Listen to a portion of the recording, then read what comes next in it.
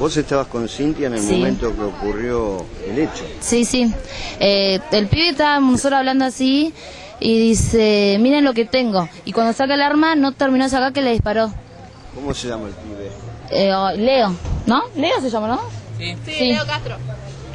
Y automáticamente, ¿qué hicieron? Se paró y dijo, no digan nada, se fue.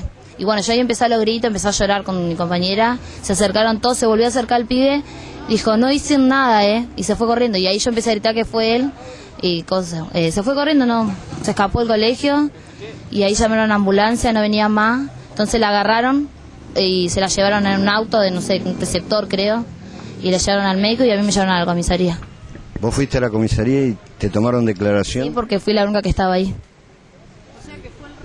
O sea, no hubo la intención, no hubo una discusión previa del disparo. No, son amigos, somos. Sacó así para mostrar lo que tenía y se salió el disparo.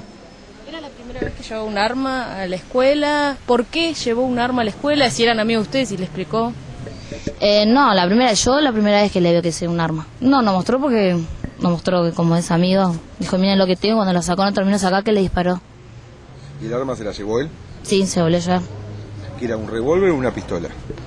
No sé, porque el susto y el ruido miré así rápido y lo único que vi a mi amiga que le sangraba toda la pierna. ¿A qué año van? Nosotros a quinto, ¿Y este chico? a cuarto, repitió. El año pasado era compañero de ustedes. De Cintia, de la chica, era compañero de ella. ¿Cintia cómo está ahora? Recién acaba, está bien. Tiene todo vendado la pierna, pero está bien. ¿Está consciente? Sí, sí, sí.